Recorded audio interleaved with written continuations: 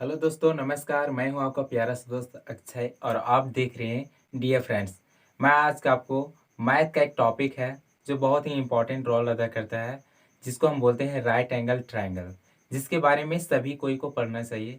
और यदि आप जानते हैं तो बहुत अच्छी बात है, और नहीं जानते तो आपके लिए तो और भी खूबसूरत सी बात है कि आज आप इस वीडियो में सीखने वाले हैं कि राइट एंगल ट्रायंगल का थ्री साइड्स होते हैं, थ्री एंगल होते हैं, क्या उनका नाम होता है इंग्लिश और हिंदी में। ठीक है, तो उसके बारे में पढ़ने वाले हैं। तो यदि आप हमारे चैनल पर पहली बार हैं तो प्लीज़ चैनल को सब्सक्राइब करें, वीडियो को लाइक और शेयर करें। ठीक है, तो राइट एंगल ट्रायंगल के बारे में आज हम पढ़ने वाले हैं। Right angle triangle, right RIGHT, right angle ANGLE, angle triangle TRIANGLE। इसका मतलब होता है समकोण त्रिभुज। क्या होता है मेरे दोस्त? समकोण त्रिभुज, समकोण त्रिभुज। ओके। समकोण त्रिभुज की जब इसमें हमने बात की है तो इससे जाहिर है कि त्रिभुज है वो। और त्रिभुज का कैसे निर्माण होता है? तो त्रिभुज है सो तीन रेखाखंडों से मिलकर एक बंद आकृति होती है जिसे हम त्रिभुज कहते हैं। लेकिन हम इसमें राइट एंगल ट्रायंगल की बात की है। राइट, तो राइट एंगल ट्रायंगल कैसे बनती है हमारी? ऐसे बनती है, सीधा। सीधा कहने का मतलब है ऐसा एक परपेंडिकुलर इसको बोला जाता है इंग्लिश में। देखिए तीनों का नाम होता है, मैं नाम आपको इंग्लिश और हिंदी में बता रहा हूँ। इसको बोलते हैं बेस, BASE। अब बेस का मतलब होता है आधार। क्या होता है मेरे दोस्त? आधार। ठीक है, इसको बोलते हैं हम हाइपोटेनियस, HYPOTENUS। हाइपोटेनियस का मतलब होता है कर्ण। और इसको हम बोलते हैं परपेंडिकुलर। जी हाँ मेरे दोस्त, PERPENDICULAR।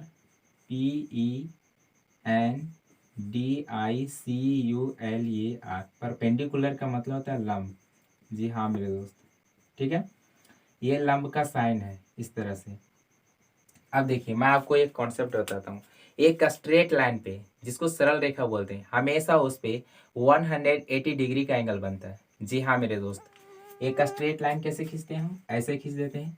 इस पे हमेशा 180 डिग्री का एंगल बनता है। अगर यहाँ से लेकर यहाँ तक 180 डिग्री का बन रहा है तो इधर भी जाहिर सी बात है कि ऊपर भी बनेगा 180 डिग्री का।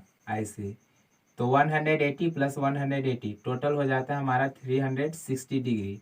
जो आप घड़ी देखे हैं, घड़ी हो गया या कोई पहिया हो गया, तो उसका जो एक पॉइंट से चलना स्टार्ट करेगा, जब वो उसी पॉइंट पर फिर पहुंचता है तो वो हमेशा 360 डिग्री का एंगल प्रूव करता है। राइट, तो देखिए लंब इसको इसलिए बोला जाता है कि एक स्ट्रेट लाइन है और स्ट्रेट लाइन पर 180 डिग्री का एंगल बनता है, तो ये ऐसे पड़ा रहा है।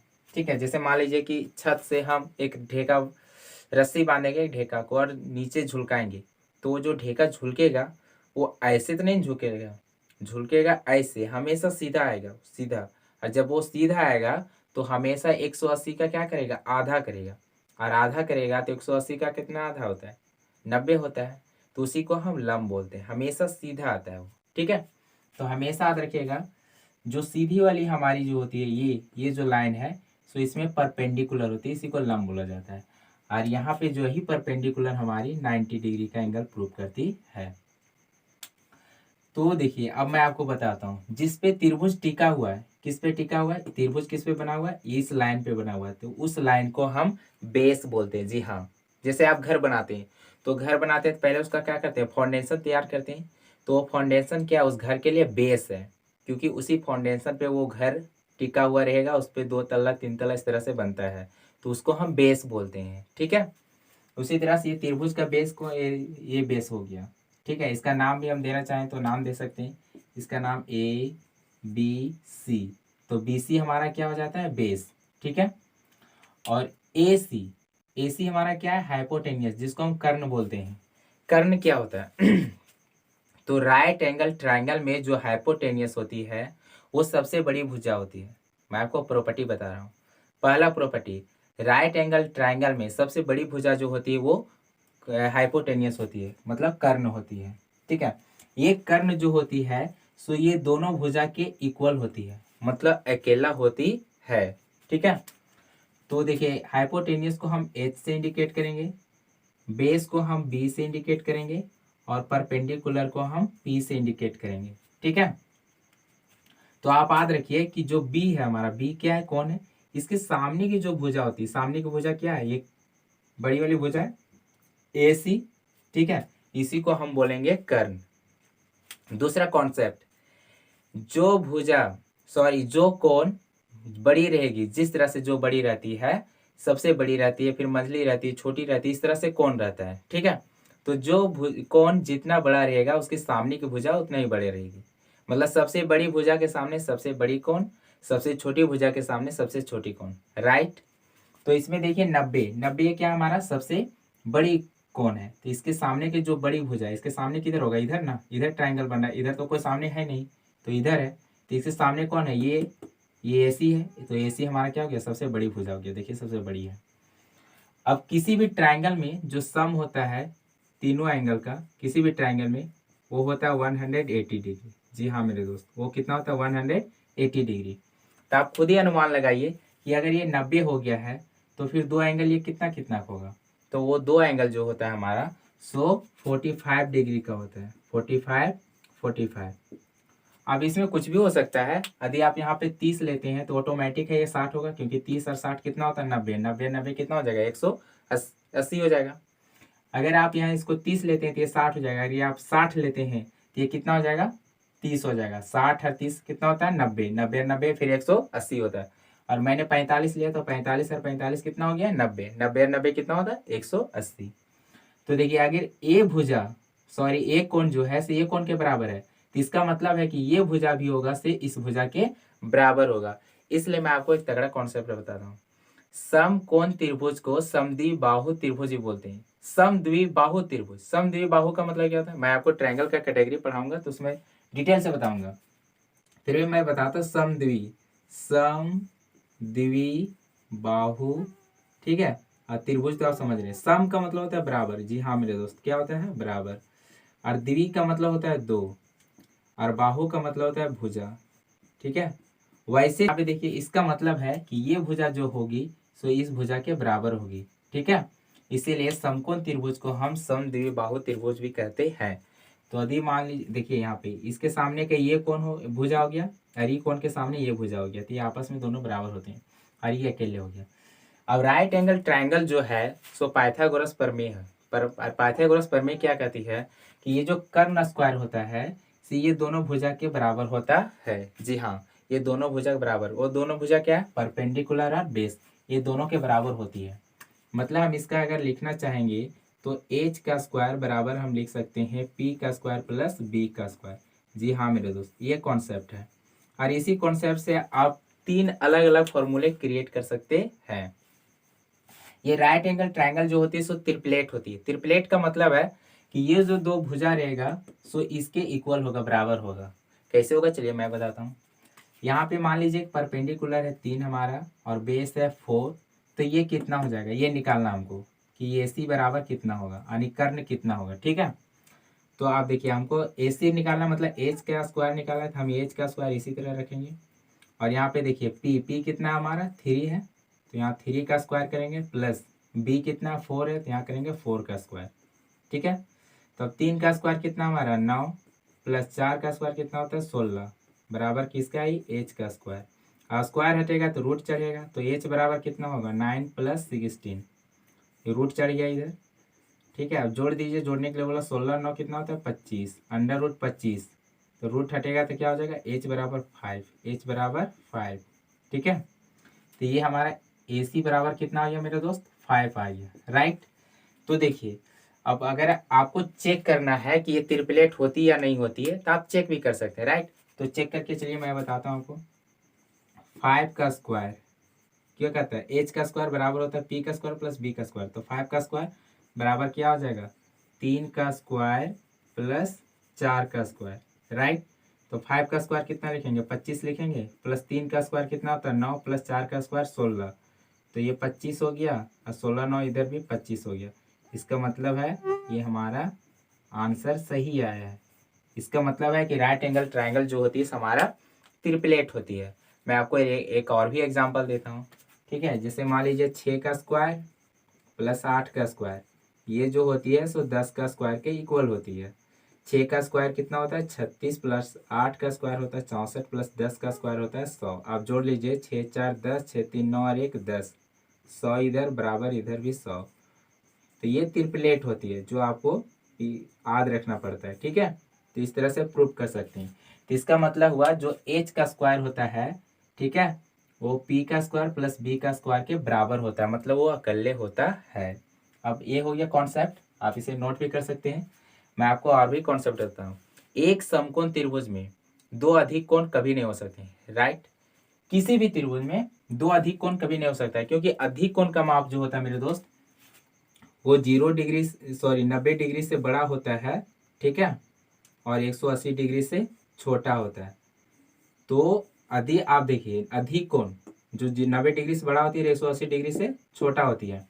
तो यदि आप मान लीजिए एक ही कोण को अगर 100 रख देते हैं तो फिर इसको और इसको आपको एक समकोण त्रिभुज की बात कर रहा हूँ, अगर इसको मान लीजिए कि ये 90 है, ये यहाँ पे अगर 110 रख देते हैं तो 90 और 110 ऐसा ही कितना हो जा रहा है 100, 200 हो जा रहा है। तो फिर तो ये तो अभी जोड़ने का बाकी है एंगल। तो कभी भी एक समकोण त्रिभुज में दो अधिक कोण कभी नहीं हो सकता है। फिर कभी भी एक समकोण त्रिभुज में, ठीक है, समकोण त्रिभुज में दो समकोण नहीं हो सकता है, राइट, कभी नहीं होगा। क्योंकि एक समकोण तो ये है 90, अगर दूसरा हम इसको समकोण मान लेते हैं, इसको 90 कर देते हैं, तो 90 और 90 ऐसी हो जा रहा है मेरा 180, ठीक है। तो अभी तो ये तीसरा कोण तो बाकी है, अगर इसको जोड़ेंगे तो फिर ज़्यादा हो जाएगा। और जो सम ऑफ ट्रायंगल होता है वो 180 होता है। तो कॉन्सेप्ट कहता है कि किसी भी त्रिभुज का सम होता है 180, और 180 से ज़्यादा हो जाएगा तो ट्रायंगल होगा ही नहीं, ठीक है, तो इसलिए नहीं होगा।